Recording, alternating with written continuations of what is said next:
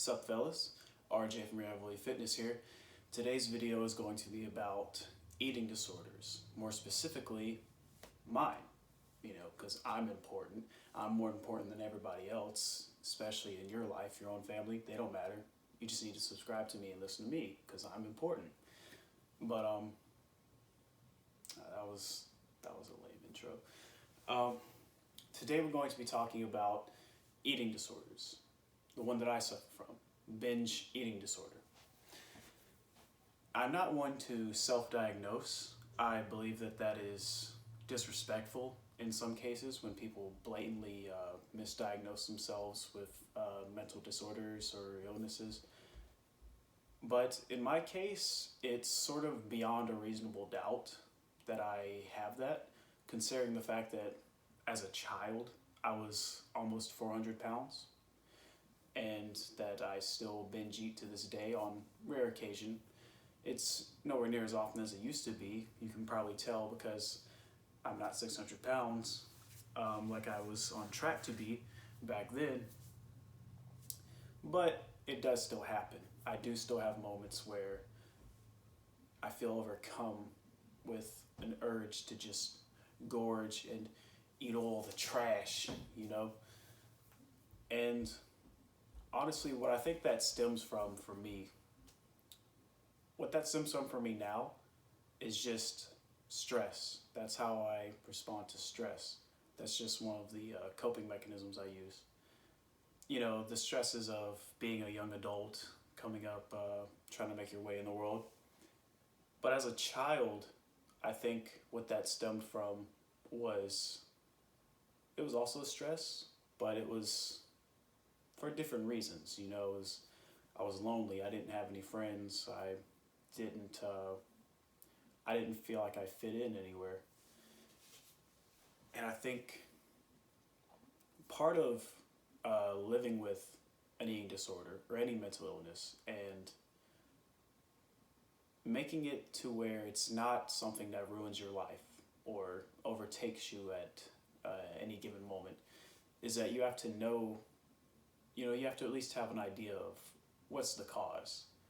And that's why therapy is so valuable to people with eating disorders or any disorder, like I've said, because they basically help you understand the reason why you have these problems, why you feel the way you do, and why you do certain things that just don't make any sense, like eat 2 large pizzas by yourself and still want more food afterwards, like eat a whole bag of family-sized Doritos after that.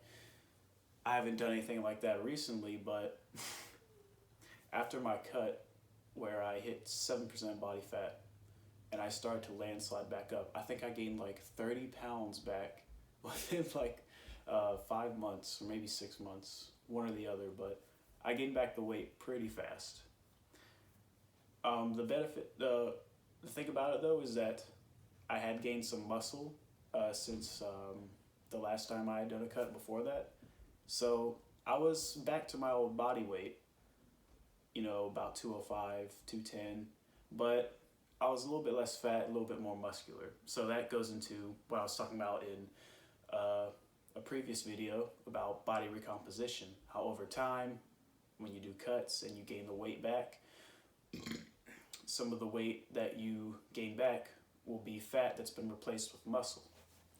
But that was a tangent. Getting back to the, actually I forgot what I was talking about. Therapy, yeah. I was going to tell you about a recent binge I had. Probably the worst ones that I've had. After that cut I did back in March of 2020, when I hit my goal weight, I ate I want to say a whole Domino's large cheese pizza at work because one of our supervisors was leaving, so they had a going away party. They had a bunch of pizza. I definitely ate a whole large pizza by myself. And everybody saw it and they were just like, what is he doing? And I was chowing down, because I was lean. I felt like, I've worked so hard. I can give myself this luxury, because I've earned it. And that's actually a great segue into sort of this this false idea that we put in our heads that we've earned certain things that, truth be told, shouldn't be a reward. Oh, I've earned the an extra 5 glasses of wine, or oh, I've earned dropping money I don't have on a car I can't afford. Oh, I've earned eating just absorbent amounts of food that make me feel sick to my stomach afterwards and make me feel really bad about myself. We have to get rid of this habit that we all have. I think we all have this of rewarding ourselves with things that hurt us. We'll do good and we'll do very well for ourselves, and it'll be a positive thing. But for some reason, we feel the need to reward ourselves with things that sometimes negate all the positive work that we did, or just ultimately leave us feeling empty or hollow after. And that's also a good segue into how I cope and live life with this eating disorder. I try not to engage in hollow activities, and I try to do things that make me feel fulfilled. I don't get fulfillment out of just sitting on my ass and watching TV all day. I don't get fulfillment out of just sitting in a room watching TikTok. And I don't even use TikTok really, but that's just an example of things people do to waste time. I try to fill my life with things that I enjoy and love. And when I'm forced to do something that kind of sucks, like going to work for the particular job I have at the moment, my job sucks. It does. But I try to make the best out of it. You know, I have great relationships with everybody there. I'm liked by pretty much everybody except doo-doo heads. And I just try to make the best out of those things. Because if I allow myself to feel like I'm wasting my life or I'm wasting time,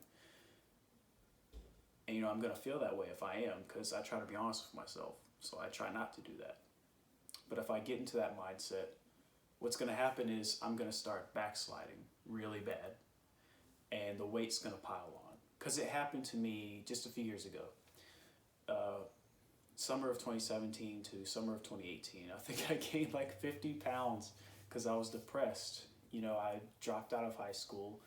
I wasn't working. I didn't know how to drive. I didn't know what I wanted to do with my life. And it felt like nobody was helping me out. And I didn't know how to do anything. And it took me a while to escape that situation and to give myself skills and make myself actually a functional, responsible, happy member of society. But just being in that rough part of my life, you can imagine that I was weak at that time, and the eating disorder just comes in and it knocks you straight down when you're weak. It takes advantage of that. It's almost like it's a separate part of your brain. Like it's like it's something attacking you. Just all of a sudden, you lose all your inhibitions and you just eat. Or whatever your vice is, when you're struggling with any kind of addiction, it just overcomes you. And before you know it, it just takes you down. But ultimately, as long as you, like I said before, or at least you have an idea of what this stems from, what's causing it, and B, you use your time to do rewarding and fulfilling things, and you make the best out of the crappy situations you find yourself in, you'll give yourself the strength to fight it, and you'll give yourself the knowledge to fight it. And when you start to improve yourself and feel better about where you're at in life, you'll find that your vices all sort of become weaker, and all of a sudden you're the one that's in a strong position. You're the one that can overtake them. It's really a battle. It's an everyday battle. And the way I win mine is I just try to do things that are meaningful to me. And I try to I don't want to say be happy, because I know that sometimes it's important to not be happy. But I think I just want inner peace. That's what I strive for every day. And just the act of striving for that, I think it keeps my vices at bay, and it makes me ultimately a happier person. I hope that my personal experience could help you out, and that maybe we can have a dialogue and you can relate to me. Share it. Please share your thoughts and your experiences below if you have the time to. Also consider liking, subscribing, sharing the video, all that, so that good information on fitness and mental health can be put out there. But this is RJ from Ravioli Fitness. Sayonara.